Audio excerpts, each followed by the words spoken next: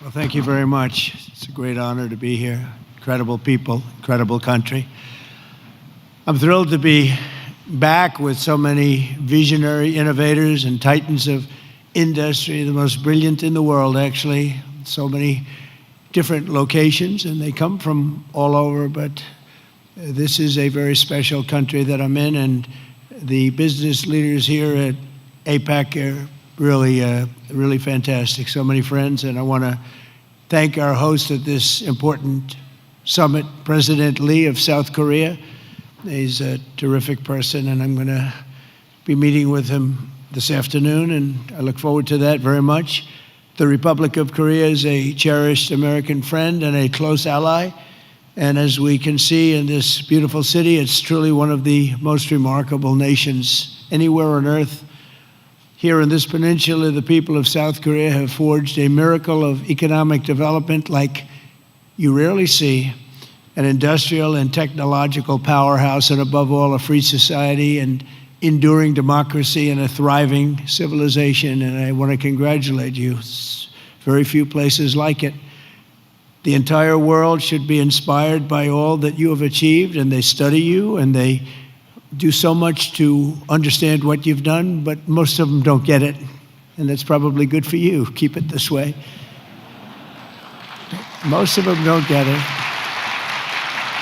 They want to get it, but it doesn't quite work out for them the same way it works out for you, so that's a great tribute to you. We have some very special people with us today, and I want to thank for the great job he's done, and also for being here, Secretary of State Marco Rubio. Marco, you're around here someplace. Where's Marco? Marco, thank you. Man who's doing a fantastic job, who understands the markets maybe better than anybody. Our Treasury Secretary, Scott Bessent. Scott, thank you very much.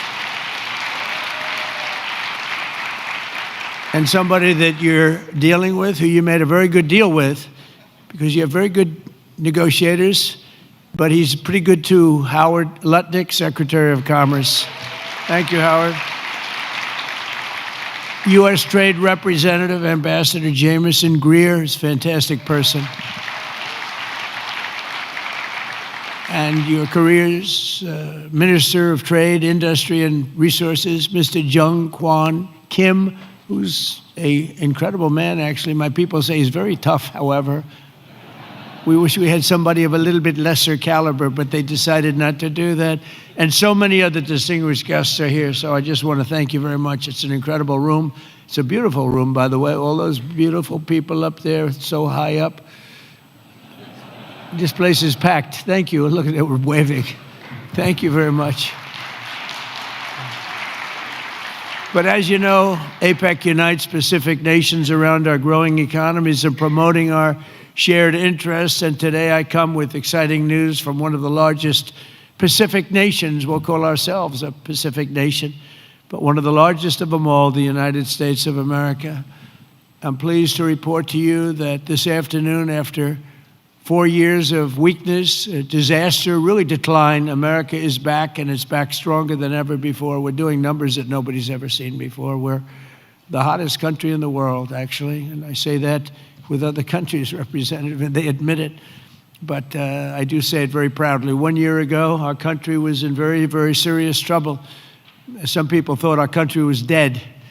Now we're literally the sort of an inspiration to a lot of other countries. We are indeed, I use the term hottest country, but we're the hottest country anywhere in the world by far. The United States is blessed with right now, the strongest economy, the strongest borders. This all happened over the last 9 months. The strongest military, the strongest friendships, and the strongest spirit of any nation on the face of the earth. This is a golden age in a short period of time. I knew we could do it. I didn't know we were going to do it this quickly. It's a little bit more than 9 months. So in less than 1 year, we've secured commitments for over $18 trillion of new investments. As an example, the previous administration, in 4 years, they did less than $1 trillion. I think much less, actually, and hurt our country very badly. Who would have known? But we're going to be 18, so I figure that we'll probably be at 20 or 21, maybe even $22 trillion of investments coming into our country by the end of the first year of my second term. And, we had a tremendously successful first term. We had the strongest economy in history for our country, strongest we ever had.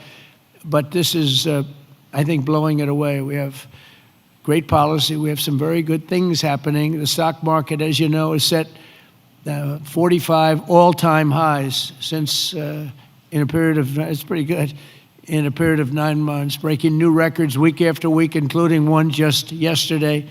We set the record GDP growth in the second quarter. And that's with all of the things that we're doing. When they are built in a year and 2 years, we're going to go through the roof. I mean, we're going to see numbers that I don't think have ever been seen before. But even during this period of a little bit of a period of transition, you could call it, because I think we're in an economic revolution in America. We went at 3.8%. We're up 3.8% GDP, triple and even quadruple the rate that a lot of people thought we'd be. They thought that during this period that we'd be at a much lower rate. Some people predicted 1.5, and we're going to be very close to 4. The next quarter, we're expected to be at about 4% growth. And after that, I mean, I can't even predict, because when all of these factories that are moving in, the car plants are moving in. Yesterday, I was with Mr. Toyota in Japan, and he's just announced he's going to spend, they are going to spend $10 billion, and they're going to build new car plants, and they're going to build them in numerous states, about 6 or 7 different states. And we're bringing our car industry back. We're bringing AI. We're leading everybody in AI. We're leading every nation in AI by a lot. In 9 months, we've lifted over 600,000 Americans off food stamps. Wages for workers are rising at the fastest pace in more than 60 years. And meanwhile, energy prices are down. Gasoline prices are down. Grocery prices are down. Mortgage rates are down, despite the fact that we have an incompetent head of the Fed. He's incompetent. I call him Jerome Too Late. He's always too late. Jerome Too Late Powell. But he's out of there in another couple of months. We'll be very happy about that. We'll appoint somebody that we all like, because we should have the lowest interest rates of any country, because without us, there are no other countries, really. I mean, the whole thing falls apart. You know, America always had the lowest interest rates, and now we don't do that. We're like number 28. It's ridiculous. And we're a much different country than we were 2 years ago or a year ago even. But you know what the crazy thing is? In the old days, I call the old days, I'm a little bit older. I'm looking at all these young, brilliant faces. I'm a slight, couple of years older than you, just a couple of years. But in the old days, when you announced good news, the stock market went up. You announced good news, the stock market would go up. Now when you announce good news, the stock market goes down, because people say, oh, that's terrible. You're doing well, that's terrible. Interest rates will go up. So they think because of that, interest rates will go up because that. It's inverse to what it should be. We're going to go back to the way it used to be. When we announce good news, the stock markets are going to go up. And that's the way it should be. And we're going to really ride that very hard. And when we announce good news, we're not going to have a Fed that's going to raise interest rates because they're worried about inflation in 3 years from now or something. When we announce good news, we want the stock market to go up, not to go down. And the scourge of inflation we inherited. We inherited the worst inflation ever that we've ever had. I inherited from incompetent people, and now we're down to a very low rate of inflation, 2.7%, and it's going to be a little bit lower than that. It's almost a perfect number. Believe it or not, you don't want to have zero. You want to have like 1% to 2%, and we're very close to that number. But we had inflation, the worst in the history of our country.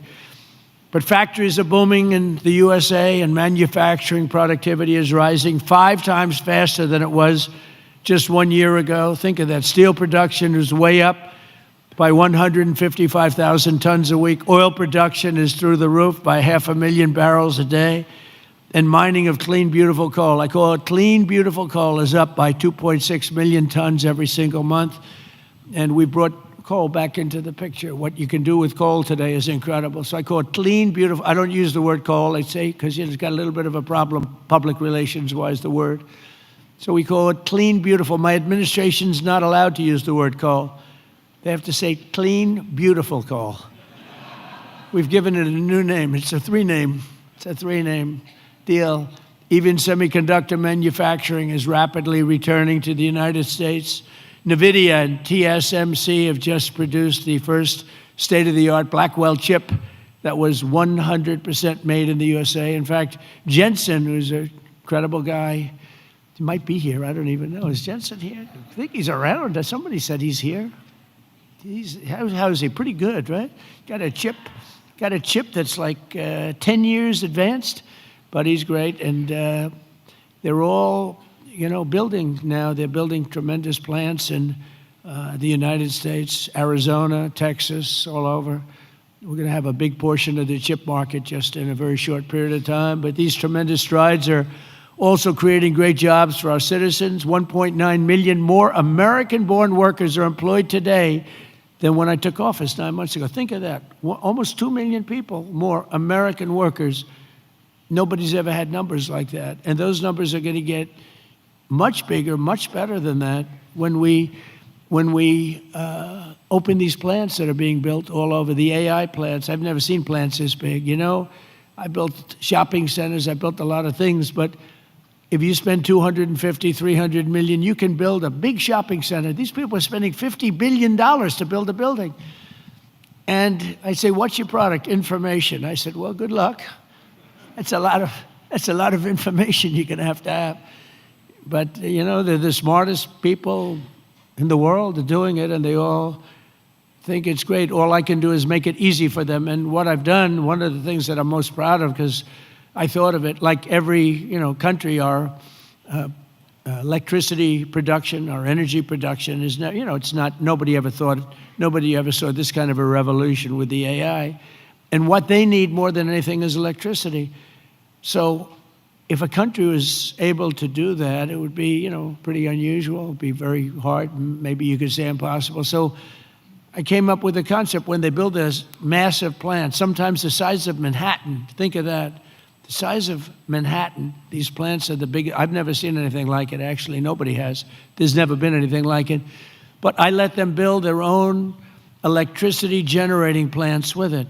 So they're building their own electric. They're sort of becoming an electric producing company in addition to all of the other things that they produce, including information. And what they're able to do is start immediately. We're giving them very fast permits. We're no longer having them wait for 10 years, 12 years, 15 years prior to rejection. They'd go 15 years and then they'd get a vote, a rejection. And by that time, their concepts were old and obsolete anyway. So, it's terrible. And we're getting it done rapidly, literally rapidly. And they're coming up with electric generating plants, the likes of which nobody has seen. The companies are standard companies that do electricity and create power companies. They've never seen anything like it because we have a level of genius, a level of people that are designing things that nobody's ever seen before that produces vast amounts of electricity for their plant. And if they have extra electricity, they sell it back into the grid. So they really, it's really been amazing, and it allows people to start building immediately, and they can't blame the government. They won't blame me because I didn't produce enough out of the grid that's 200 years old. So we have more people now working than at any time in the history of our country, and we've sort of just begun. It's hard to believe, actually, if you knew where we were 2 years ago. All of this is incredible news for Americans and for nations around the globe, and it is for South Korea because we're partners. We're serious partners. We're wedded, and we have a very special relationship, a special bond. In fact, we're working with you on shipbuilding, where you're going to come in. We were the #1 in the world during World War II. We produced a ship a day. Can you believe it? Tankers and freighters and this, a ship a day. And today we're not really building ships, and we're going to start, and we're going to have a very thriving shipbuilding industry, and we're working it with South Korea very much so. In fact, some of the people in this room, they bought the Philadelphia shipyard. I think it's going to be one of the most successful yards in the world, anywhere in the world. It's great. Known for incredible production years ago, and sort of through bad management or bad thinking by people that were prior to me. I mean, you have to blame the president. You can give the president credit or blame the president, but I blame the president. They allowed the shipbuilding industry to go away, essentially, in our country. We're going to bring it back very, very powerfully. When America thrives, our partners thrive, and our alliances thrive with all of the countries. The Indo-Pacific thrives, and that's good for all of us, and the entire world becomes safer and wealthy and greater than ever before. We get along with a lot of countries. We solved a lot of wars and a lot of problems, and that's all good for all of us. The extraordinary American turnaround that I've just described has been achieved not by just continuing business as usual back in Washington. If I didn't win the election, and we won it in a landslide, we won by tremendous numbers. I had a whole thing too big, you have to say, too big to rig. We didn't want any rigging. We had these great polls going in. I said, don't believe the polls. Pretend we're 1 point down. Always assume we're 1 point down. And everybody voted. We won in a landslide. We won all 7 swing states. You have to win the swing states. And we won all 7, which is something that rarely happens. But to win the popular vote by millions, we won everything you can win. The Electoral College by a tremendous amount. We won in counties. They have counties, thousands of counties. And we were 2,700 compared to 525 actually. So think of that. We were 2,750 compared to 525. And that's why the map shows all red. Red being Republican, not something else. Red being Republican. Only a few people understand that one. My administration has rejected the old model of incompetent government that punished success and rewarded failure and made building anything almost impossible. When you come into our country, and many of you are doing that, but when you come into America, you're going to get service like you've never seen before. Quick permits, and we want safety, we want great environmental, we want everything good, but it's going to go quickly. We're rewarding those who build and create and hire and invest in the USA, and we're making America the best place on earth to do business, and that's what it's become very quickly. We have some wonderful people. Lee Zeldin at Environmental, he's incredible. He gets the right result quickly, and he makes sure that people do the right thing. But we will have the best tax rates, the lowest energy costs. We have the lowest energy. We have tremendous amounts of energy, more than anybody else. We have the most oil and gas and coal, more than any other nation on earth. So that's a big advantage that we have over others. We have the lowest regulatory burden. In my first term, we cut more regulations than any other administration in history, and we're going to do about the same level right now or more if we can. The most advanced technology and the fairest trade deals anywhere in the world. And for decades before I took office, our country was run by legions of bureaucrats who were always looking for a reason to say no. Why? How can we say no? They wanted to say no. They thought that was their job, and it's really just the opposite. We work to say yes. So now we have a president in the White House who cuts through the red tape and excuses. We don't stand for excuses, and says yes to big ideas and bold initiatives and grand ambitions so that America can have great industries, great dreams, and to be the greatest nation on earth, which is where we are now, actually, in a very short period of time. We're rebuilding things that are incredible. We have the strongest military in the world. We have the best equipment. We have the best manufacturers of equipment. And South Korea is buying a lot of our weapons. We make the best. We have the planes and just about everything other than ships. And we'll be there very shortly with ships, too. But the only reason it's not ships, because, I don't know, for some reason they stopped doing that. I guess they went on to other businesses. But there are some basics in life, and one of the things you need is ships. I always say you need steel, you need aluminum, you need this. There are things you don't need. A lot of things that a country doesn't need them, but things you need steel. Got to have steel, and we're redoing our steel, and some of the people in this room are very involved in that. We're redoing our industry. We're starting to produce large amounts of steel, massive amounts of steel. We'll be right at the top in a very short period of time. The mills are opening again, and they're opening up big. And again, it's national security, and it's because of tariffs. We're reclaiming our heritage as a nation of builders and doers, and we're pioneers in a sense, but we're really doing it again, but we're doing it even better than we did the first time, which is the first couple of 100 years. And we're pursuing this vision with unrelenting drive and really unprecedented success. In July, I proudly sounded law. It was very important. I went into the archives. We looked at every possible thing you could look at, and I signed into law the largest tax cuts in American history. And as you remember, in my first term, we cut taxes from 39% down to 21%.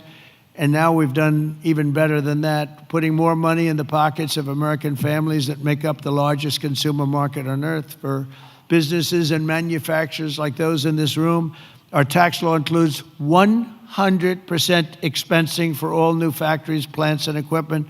So that means you can write everything off in the first year. So that's like we had in the first, except this goes for a period of 10 years. Whereas the other was over a much shorter period of time. And I actually think that we had such tremendous success. I always said that was the single most important thing, the expensing, the one-year expensing. Upon taking office, I signed executive orders that require that for every one new regulation, 10 old regulations have to be eliminated. I did that in the first term too, and it worked. So if you want a new regulation, you have to get rid of 10, and already we're exceeding that limit, reaching closer to 30 to 1. Our people have done that, our great secretaries and other people in the administration. So we've been actually at a level where we sign in a new regulation, they get rid of 30 older. We're sort of cleaning up the books because many of these regulations are obsolete, they don't belong. And some were so horrible, they were obsolete, but they really stopped projects from being built, and we're getting rid of all of them. We've pretty much done that. We have streamlined permitting for all new energy and mining projects. It used to take decades for an administration to get something approved, and now it's a process that will take, generally speaking, less than 28 days.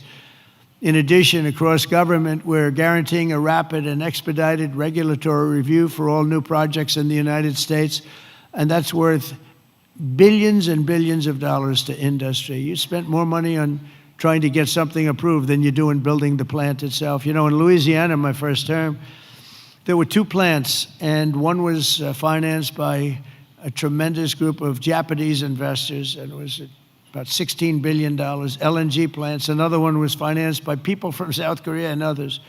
LNG, both of them, massive LNG.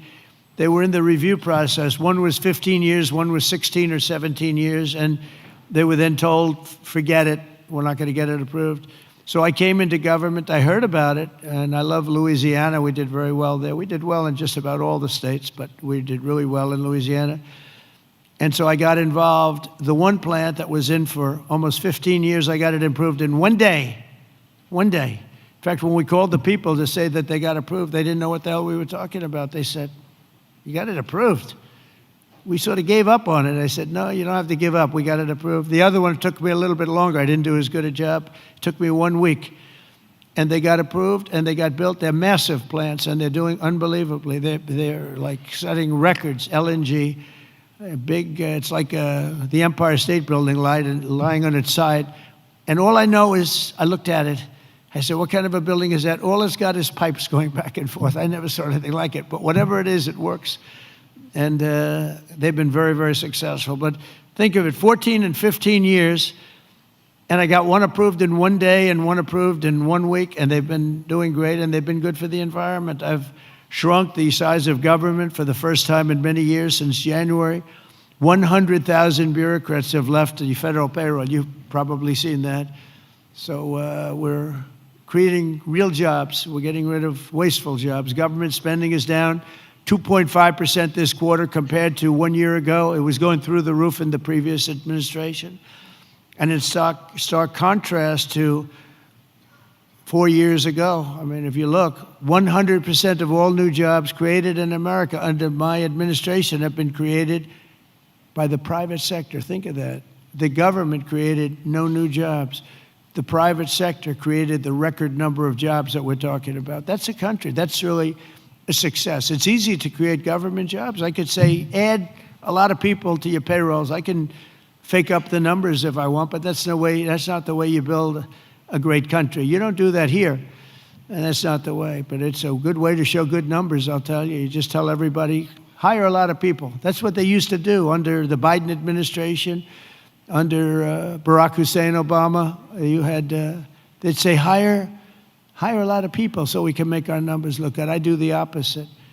And we have real numbers. These are real numbers. There's truly no better time to invest in the USA. The results speak for themselves. Since the election, TSMC has pledged to invest $100 billion in the United States. So they're coming in from Taiwan. We have tremendous numbers of companies coming from Taiwan and building in the U.S. Apple, $600 billion investment. Hyundai, $26 billion. Micron, $200 billion. SoftBank, OpenAI, and Oracle, over $500 billion. Amazon, $35 billion. Pfizer, $70 billion. Jera, $200 billion. Google, $25 billion. Nvidia, $500 billion. Genentech, $50 billion. Johnson & Johnson, $57. We're bringing back all of our pharmaceutical business. IBM, $150 billion. AstraZeneca, $50 billion, among many others, many others, too many to talk about. But one of the most significant factors in this remarkable surge of new investment has been my transformation of trade policy. 8 years ago, I came to this very summit. I was here. Does anybody remember? I don't know. I remember. Does anybody remember what I said? Yeah, there's a few hands up there. It must have been a great speech. 3 people. It's not too many people. But there's no reason to, because you saw whatever I said, I did. And for the first time, I laid out the principle that economic security is national security. Economic security, that's for South Korea, that's for any country. But economic security is, in fact, national security. I made the case that the global trading system was broken and in urgent need of reform, had to be fixed. The system had been exploited by countries that broke the rules at the expense of countries that followed the rules to a T, and asked the nations of APEC to be our partners in making the system fair and more sustainable for all of us, and we all work together, the APEC nations. 8 years later, as I'm back here in Asia, and I'm pleased to say that the positive vision for revolutionary reform I laid out, it seems like a long time ago, is now a reality. What really seems amazing is that we did all these things. We stopped a lot of wars. We did so many different things, made our country strong. Thank you. Thank you. And the campaign seemed like so long ago. And I was reading something today in one of the journals, and they said, can you believe it? 1 year ago, I was campaigning to win. Think of that. It was about a week. In a week, it'll be November 5th. And November 5th was the election. I said, can you imagine that? Here I am, president. We've done so many different things economically, militarily, peace-wise, peace through strength. And yet, 1 year ago, it's not long ago, I was campaigning. We didn't win. We were campaigning, and then we had the election, and we had a great election. And the spirit in our country is like incredible. If you compare that, we lost a lot of spirit in our country. Our country is depressed. They were very depressed, and they had a right to be. But around the world, we're signing one trade deal after another to balance our relationships on the basis of reciprocity. Very important word. On this trip alone, I've signed groundbreaking agreements with Malaysia, Cambodia, Japan. And our deal with the Republic of Korea will be finalized very soon, like moments or very shortly thereafter. These agreements will be incredible victories for all of us, because everyone is better off when we have stable partnerships, not plagued by chronic problems and imbalances. Probably you know that President Xi of China is coming tomorrow here, and we're going to be, I hope, making a deal. I think we're going to have a deal. I think it'll be a good deal for both. And that's really a great result. That's better than fighting and going through all sorts of problems and, no reason for it. I think it's going to be a great deal for both, so I'll be meeting him tomorrow. A lot of people are interested. They're also interested in what we're doing, but they're interested in that, I can tell you a lot. The world is watching, and I think we'll have something that's very exciting for everybody, and that's also good for South Korea. It's good for all nations. We're ending gaping trade deficits, unfair trade barriers to market access, insecure supply chains, weak, pathetic supply chains, and much, much more. We had such bad supply chains under the last administration. It was embarrassing. And we're entering a new era of trade that truly works for both sides. Got to work for everybody. You know, deals have to be good for everybody. I've heard that all the time, and I never really believed it, I'll be honest. I said, if you make a great deal. The best deals are deals that work for everybody, especially when you're talking about nations. You know, when you're talking about nations, it really is a little bit different than you're doing a business deal and you want to just rip their hearts out, right? These guys know what I mean. They've ripped out so many hearts.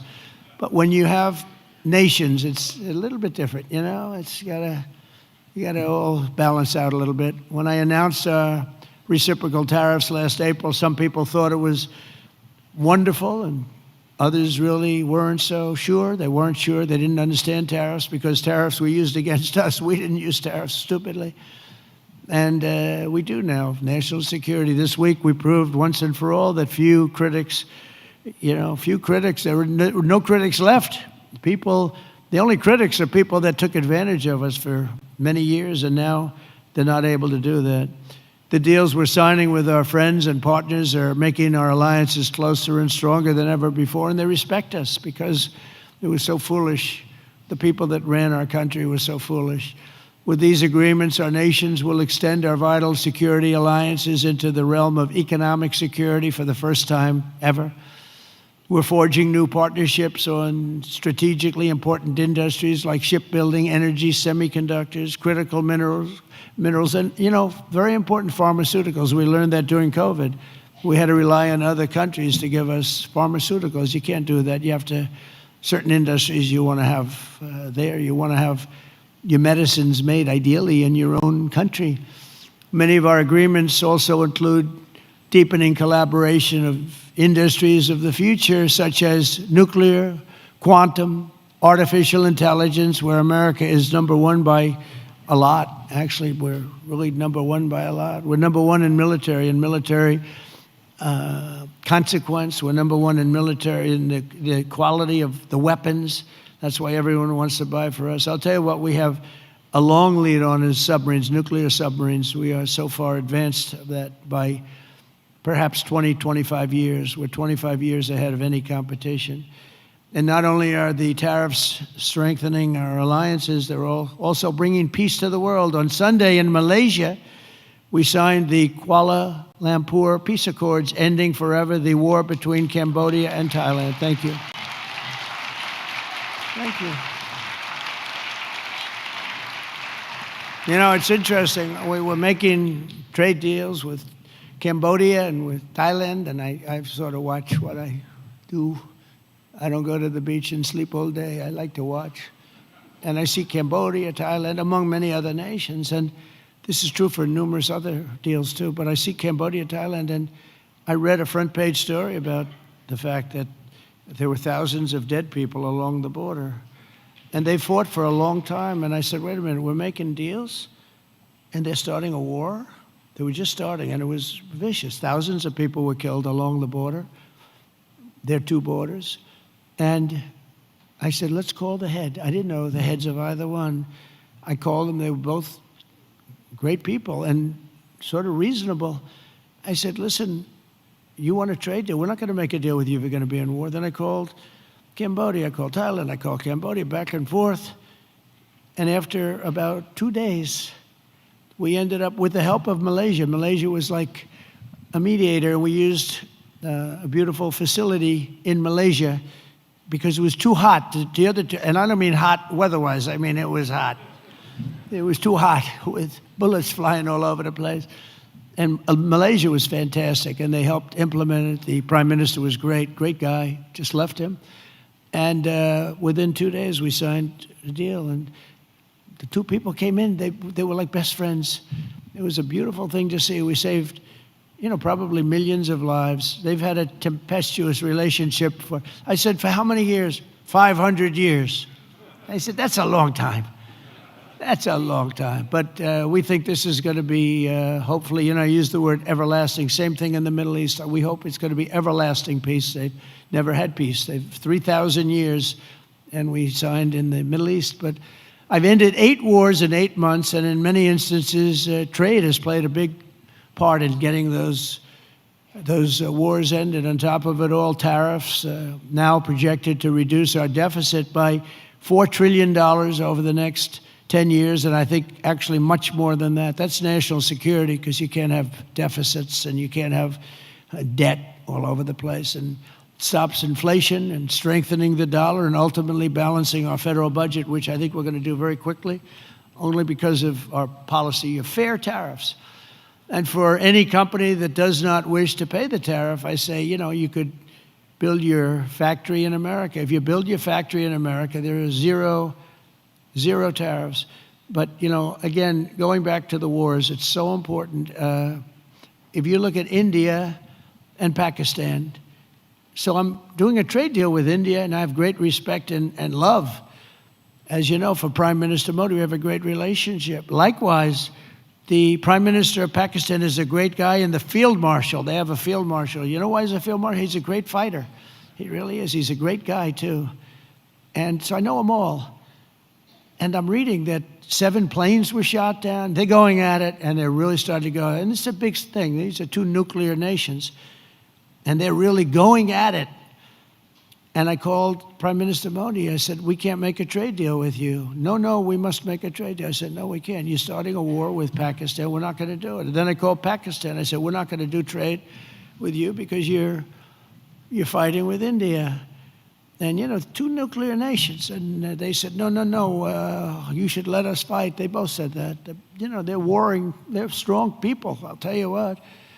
Prime Minister Modi is the nicest looking guy. He says, and he looks like you'd like to have your father, like, he's a killer. He's tough as hell. No, we will fight. I said, whoa, this is the same man that I know. But after a little while, and they're good people, and after literally 2 days, they called up and they said, we understand, and they stopped fighting. How is that? Isn't that amazing? Now, you think Biden would have done that? I don't think so. Most people wouldn't have thought of it, but, they wouldn't have thought of it. No, but here we are, we're doing deals.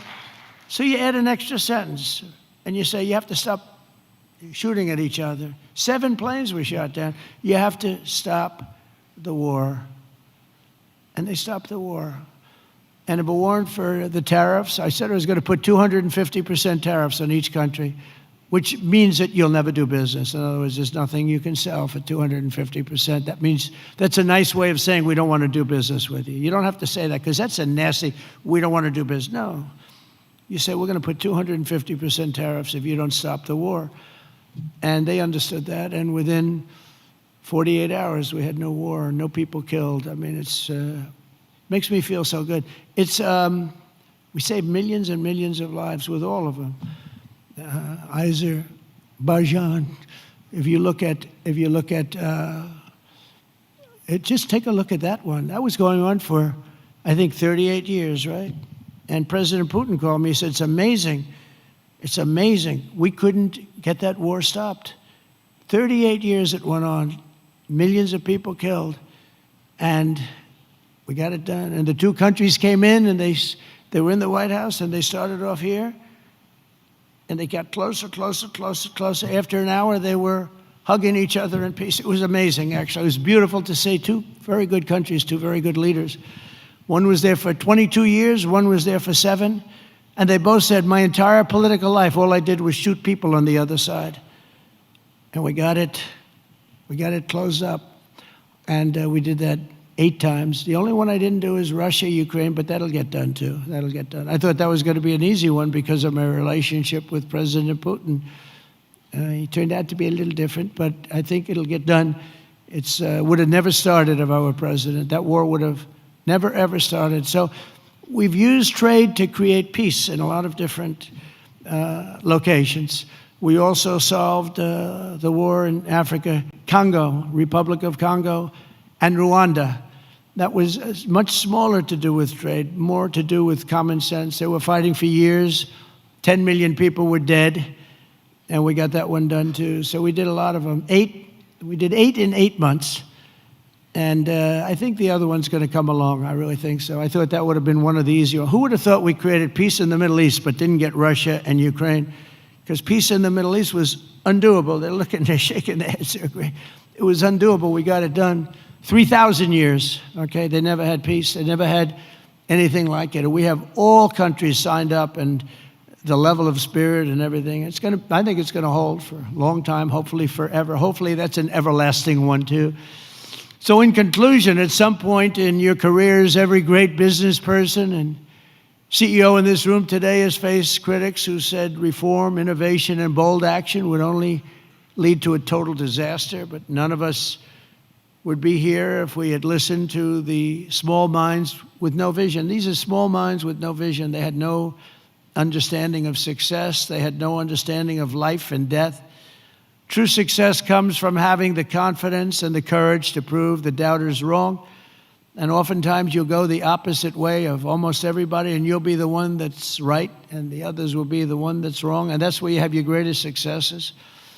And that's what America and our Indo-Pacific partners really are doing this week, and what our businesses and entrepreneurs do each and every day. That's what you do, the most successful people in the world. Together we're solving the challenges that no one before us has ever been able to solve, and we're forging a free and open Indo-Pacific, and for all of the people, we're creating a future of dignity and security, prosperity and pride.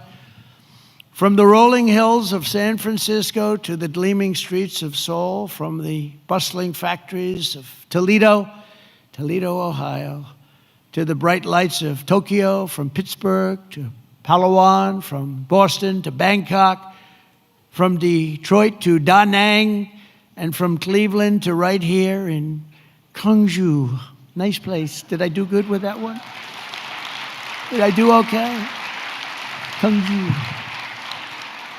Good, beautiful place, by the way. We're strengthening old friendships, forging new bonds, building new factories, pioneering new industries, and creating a dramatically better world for our children and for generations to come.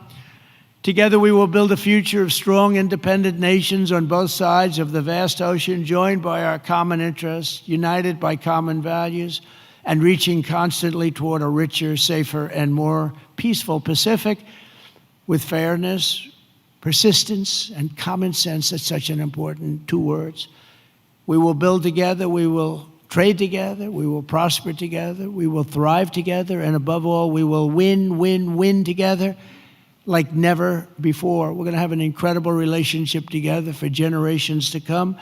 And I just want to thank everybody in the room. I know so many of you. You're incredible people. God bless you. God bless the nations of this great region, and God bless America. Thank you very much, everybody.